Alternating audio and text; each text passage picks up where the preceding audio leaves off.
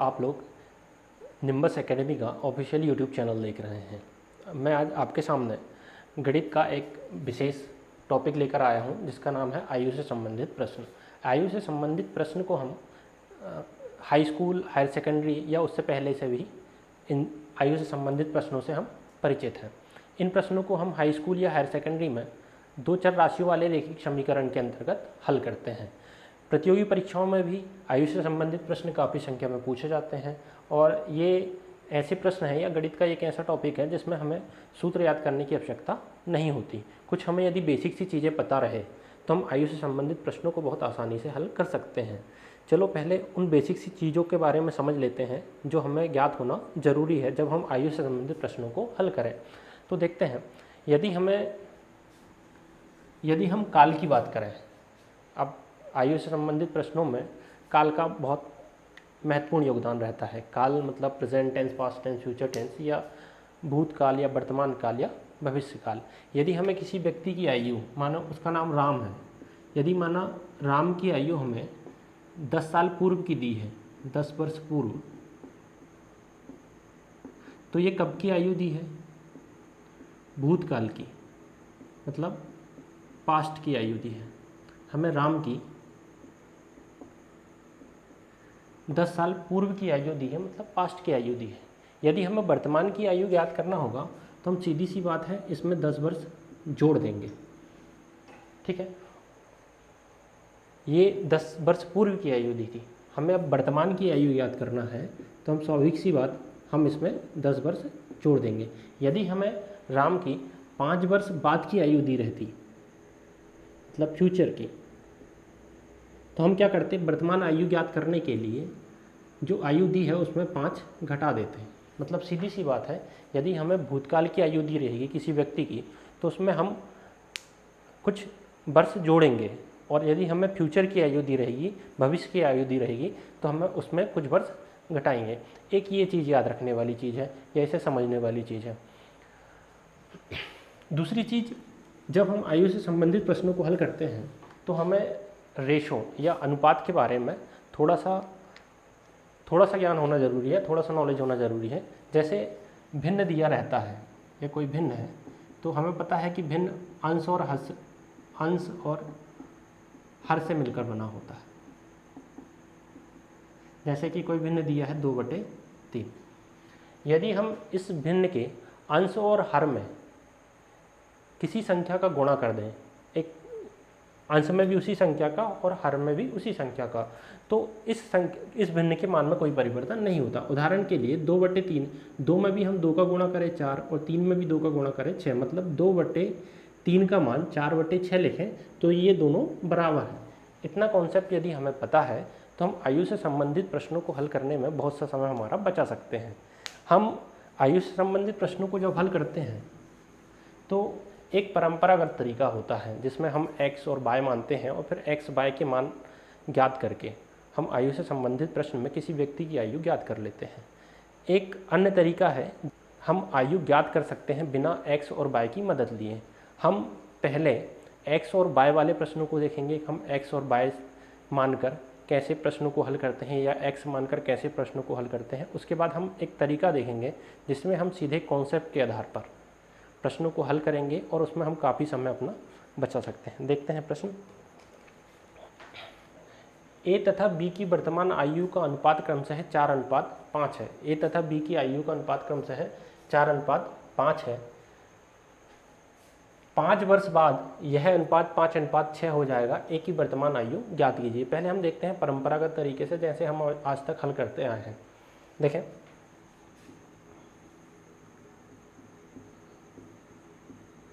हमें दिया है 2 व्यक्ति हैं ए तथा बी, उनकी वर्तमान आयु का अनुपात कितना है? 4:5। तो हम लिख लेंगे, माना ए की वर्तमान आयु 4x वर्ष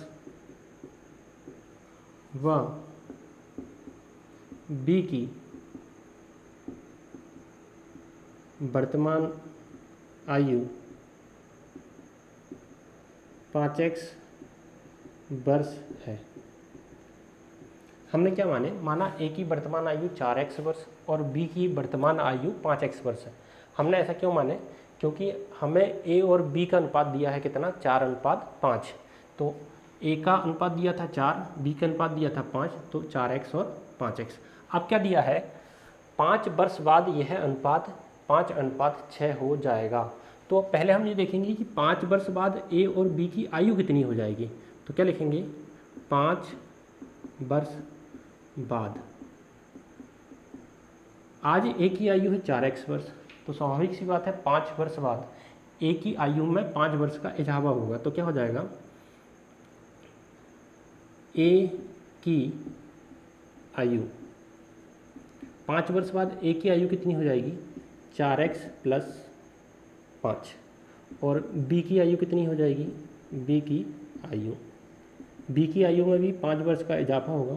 कितना हो जाएगा, 5x + 5, 5x + 5।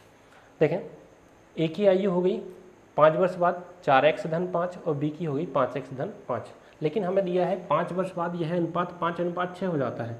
मतलब ए की आयु का अनुपात और बी की आयु का अनुपात 5 वर्ष बाद कितना हो जाएगा, 5/6। तो हमने लिख लिए 4x + 5 बटे 5x + 5 बराबर 5/6। अब हम त्रियक गुणा करेंगे। 6 का गुणा होगा अंश में और 5 का गुणा होगा हर में। 6 का गुणा 4x में करेंगे, कितना हो गया, 24x। 6 का गुणा 5 में कितना हो जाएगा, 30। 5 का गुणा 5x में कितना हो जाएगा, 25x, और 5 का गुणा 5 में कितना हो जाएगा, 25। अब देखेंगे, यहाँ धन का 25 है और यहाँ धन का 24 है। धन का 24 उधर जाकर हो जाएगा ऋण का 24, तो इधर हो जाएगा 25x - 24x।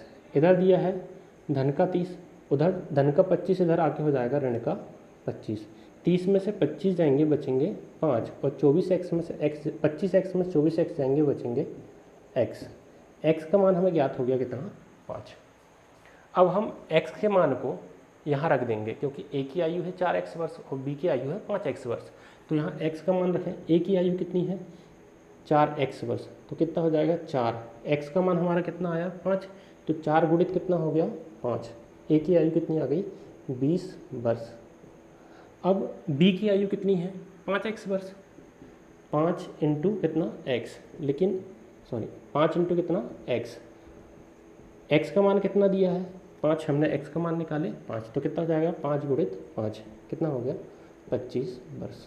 हमें a की आयु ज्ञात हो गई 20 वर्ष और b की आयु ज्ञात हो गई 25 वर्ष। हमसे पूछा गया था a की आयु कितनी है, तो हम आंसर लिख सकते हैं 20 वर्ष। अगर हमसे पूछा जाता b की आयु कितनी है, तो हम लिख देते 25 वर्ष, और दोनों की आयु पूछा जाता तो दोनों का आयु लिख देते हैं।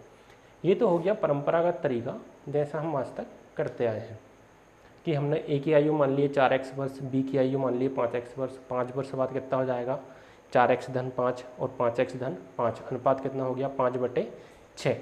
त्रियक गुणा करेंगे तो 6 गुणित 4x कितना हो गया, 24x। 6 गुणित 5 कितना हो गया, 30।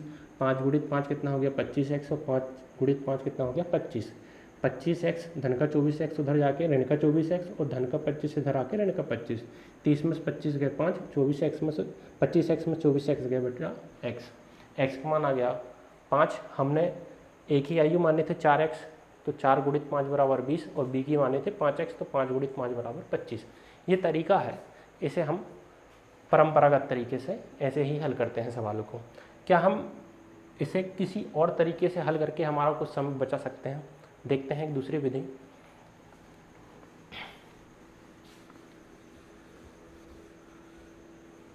देखें क्या लिखा है, a तथा b की आयु का अनुपात 4:5 है। कुछ नहीं करना, आपको लिखना है a और लिखना है b। अनुपात कितना दिया है, 4:5। उसके बाद लिखा है 5 वर्ष बाद, तो एक एरो लिखा है। जितने वर्ष बाद लिखा है उतना ऊपर, यहाँ लिखा है 5 वर्ष बाद, तो ऊपर लिख दिए कितना, 5। अनुपात कितना हो गया, 5:6। अगला अनुपात यहाँ लिख दो, 5:6। देखें सवाल क्या लिखा है, ए तथा बी की आयु का अनुपात 4:5 है। 5 वर्ष बाद एरो लगाए, ऊपर लिख दिए 5। अनुपात कितना हो जाता है, 5:6। ए की वर्तमान आयु ज्ञात कीजिए। यहाँ देखें 4 और 5 में अंतर कितने का है, 1 का। तो 1 का मान कितना हो गया, 5। 1 का मान कितना आ गया, 5। हमें मान क्या का ज्ञात करना, 4 का। तो 4 का मान कितना आ जाएगा, 20। 1 का मान 5 तो 4 का मान 20, तो ए की आयु कितनी हो जाएगी 20 वर्ष। यदि हमें बी की आयु ज्ञात करना रहता तो 5 का मान कितना हो जाता 25,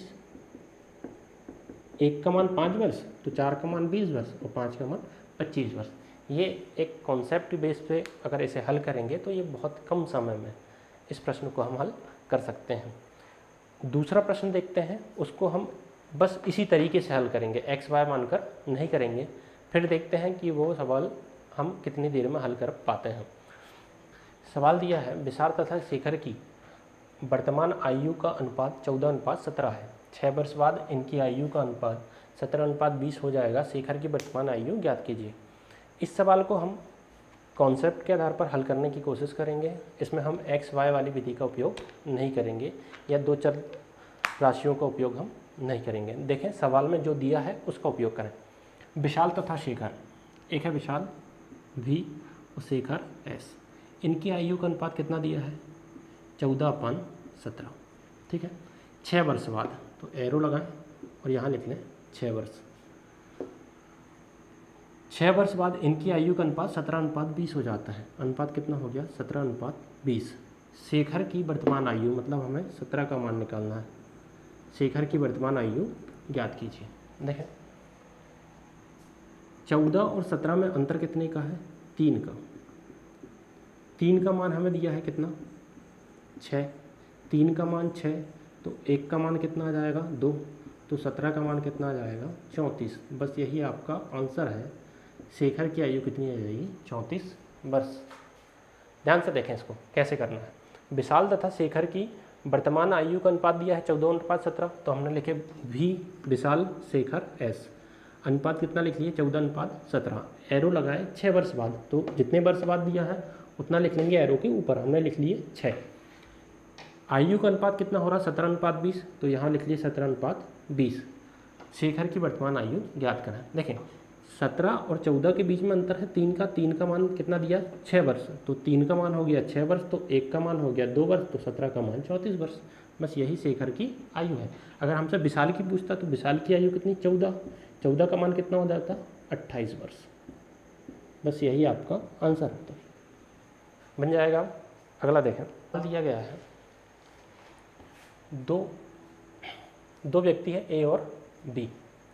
7 वर्ष पूर्व ए तथा बी की आयु का अनुपात क्रमशः 4:5 था। 4:5 कब था 7 वर्ष पूर्व। उसके बाद देखें तथा 7 वर्ष बाद इनकी आयु का अनुपात क्रमशः 5:6 होगा। बी की वर्तमान आयु ज्ञात कीजिए। देखें 2 व्यक्ति हैं, एक है ए और दूसरा बी। हमें वर्तमान का कोई अनुपात नहीं दिया गया है। कब दिया है 7 वर्ष पूर्व का और 7 वर्ष बाद का। देखें ये यदि हम इसे प्रेजेंट माने, इसे पास्ट माने और इसे फ्यूचर माने, तो वर्तमान से कितने वर्ष पूर्व 7 वर्ष पूर्व। ए तथा बी की आयु का अनुपात कितना दिया है 4:5। 7 वर्ष पूर्व ए तथा बी की आयु का अनुपात कितना दिया है 4:5। अब 7 वर्ष बाद इनकी आयु का अनुपात क्रम कितना हो गया 5:6। इनकी आयु का अनुपात हो जाता है 5:6। हमें पूछा गया है बी की वर्तमान आयु मतलब प्रेजेंट में बी की आयु कितनी है, हमें ये ज्ञात करना है। प्रेजेंट में हमें बी की आयु ज्ञात करना। अब देखें 7 और 7 कितना हो गया 14। अंतर कितना हो गया पास्ट और फ्यूचर में अंतर कितना हो गया 14 वर्ष का। भूतकाल और भविष्यकाल में अंतर कितना हो गया 14 वर्ष का, क्योंकि ये आज की आयु है। 7 वर्ष पूर्व की ये दिया है, 7 वर्ष बाद की ये दिया है। 7 और 7 अंतर कितना हो गया 14। 4 और 5 के बीच में अंतर कितना है 1 का, मतलब 1 का मान कितना दिया है हमको 14। 1 का मान हमें दिया है 14। बी का मान कितना है 5, तो 1 का 14 तो 5 का कितना हो जाएगा 70। ये कब का मान है 7 वर्ष पूर्व का, तो इसमें 7 वर्ष और जोड़ देंगे तो वर्तमान आयु क्या आ जाएगी। तो बी की वर्तमान आयु कितनी हो जाएगी 70-7 बराबर कितनी 77 वर्ष। एक बार फिर से देखें सर, हमें दिया था ए तथा बी की 7 वर्ष पूर्व आयु का अनुपात 4:5। तो हमने ए और बी की 7 वर्ष पूर्व की आयु लिख ली है 4:5। अब फिर 7 वर्ष बाद की दिया है, कितनी लिख लिए 5:6। अब हम आज से 7 वर्ष पूर्व और आज से 7 वर्ष बाद की बात करें तो 7 और 7 कितने वर्ष का अंतर हो गया, 14 वर्ष का अंतर। और यहाँ अंतर कितना है, 4 और 5 में 1 का, मतलब 1 का मान कितना आ गया 14। जब 1 का मान आ गया 14 तो 5 का मान कितना जाएगा 70। ये 5 बी की आयु आ गई 7 वर्ष पूर्व की, कितनी 70 वर्ष। जब 7 वर्ष पूर्व, 7 वर्ष पूर्व बी की आयु कितनी आ गई 70 वर्ष। तो वर्तमान में कितनी आएगी 70 धन 7 बराबर कितनी आ गई 77 वर्ष। देखें अगला,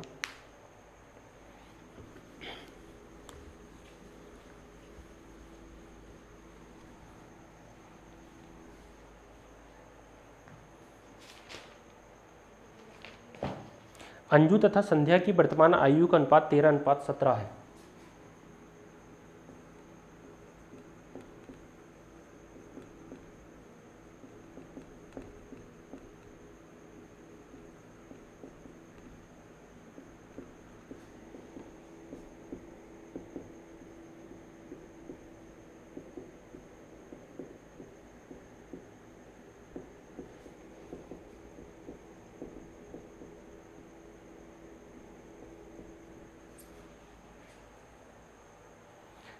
चार वर्ष पूर्व इनकी आयु का अनुपात क्रमशः 11:15 था।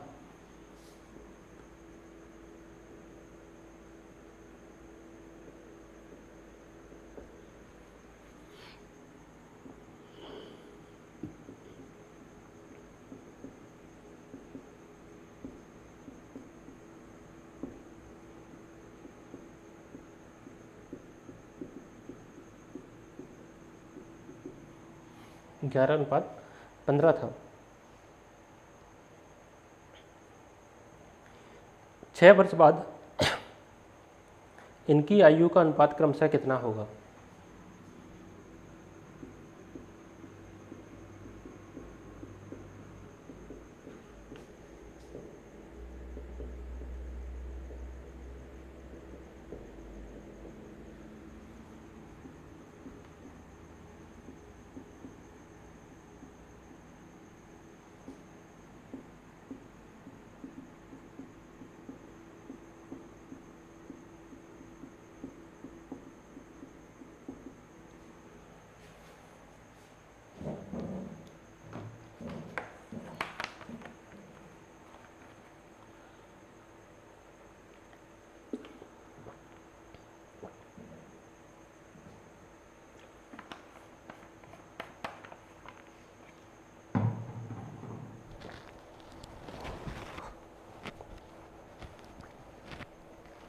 हमें दिया है अंजू तथा संध्या की वर्तमान आयु का अनुपात 13:17 है।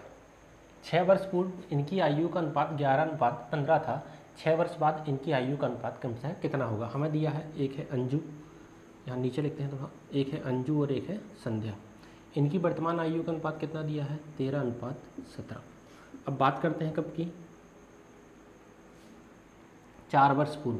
तो जितने वर्ष पूर्व या बाद लिया दिखा है उतना लिख दो ऊपर। हमें दिया गया है 4 वर्ष पूर्व, तो ऊपर लिखिए 4। इनकी आयु का अनुपात कितना हो जाएगा 11:15। 6 वर्ष बाद इनकी आयु का अनुपात कितना है। अभी वर्तमान निकाल लेते हैं, उसके बाद 6 वर्ष बाद की आयु निकाल लेंगे और उनका अनुपात निकाल लेंगे। देखें 13 और 11 में अंतर कितने का है 2 का। 2 का मान कितना दिया है, 2 का मान दिया है हमको 4। तो 1 का मान कितना आ जाएगा 2, 1 का मान 2, तो 13 का मान कितना आ गया 26 और 17 का मान कितना आ गया 34। ये आ गई अंजू और संध्या की वर्तमान आयु, कितने वर्ष 26 वर्ष और 34 वर्ष। लेकिन हमसे क्या पूछा गया है 6 वर्ष बाद की आयु का अनुपात। ये वर्तमान है तो इनमें 6 वर्ष बाद की आयु निकालना है, तो दोनों में 6 वर्ष हम जोड़ देंगे। तो 26 में 6 जोड़ेंगे तो कितना आ जाएगा 32 वर्ष, और 34 में 6 जोड़ेंगे तो कितना आ जाएगा 40 वर्ष। अब अंजू की आयु कितनी हो गई 32 वर्ष और संध्या की कितनी हो गई 40 वर्ष। अब इनका अनुपात निकालेंगे तो देखें 8 से 4 बार और 8 से 5 बार, अनुपात कितना आ जाएगा अंजू और संध्या की आयु का अनुपात 4:5। क्योंकि 8 से कैंसिल करेंगे तो 8 से 4 बार 32 और 8 से 5 बार 40। बस यही है आपका सवाल। समीर तथा तनुज की आयु का अनुपात क्रमशः है 8:15 है। दो व्यक्ति हैं, एक है समीर और एक है तनुज। इनकी आयु का अनुपात क्रमशः कितना है? 8:15। 9 वर्ष बाद इनकी आयु का अनुपात 11:18 होगा। कितने वर्ष बाद? 9 वर्ष बाद। इन दोनों की आयु का अंतर कितना है? आयु नहीं निकालना, इनकी आयु का अंतर निकालना। देखें क्या क्या दिया गया है। समीर और तनुज, समीर और तनुज, इनकी आयु का अनुपात कितना है? 8:15। तो हमने देख लिए 8:15। अब देखें 9 वर्ष बाद, तो जितने वर्ष बाद या पूर्व दिखा लिया है उसे लिखते हैं एरो के ऊपर। हमने लिख दिया 9 को एरो के ऊपर। अब देखें इनकी आयु का अनुपात क्रमशः कितना हो जाएगा? 11:18। तो यहाँ लिख दिया हमने 11:18। अब हमें निकालना है इन दोनों की आयु का अंतर, मतलब 15 और 8 का अंतर, मतलब हमें निकालना है कितने का मान? 7 का मान। ठीक है, देखें 8 और 11 में अंतर कितने का है? 3 का। तो 3 का मान हमें कितना दिया है? 9। 3 का मान 9, तो 1 का मान कितना जाएगा? 3 तिया 9, कितना? 3। 1 का मान 3, तो 7 का मान कितना आ गया? 21 वर्ष। मतलब समीर और तनुज की आयु का अंतर कितना आ जाएगा? 21 वर्ष।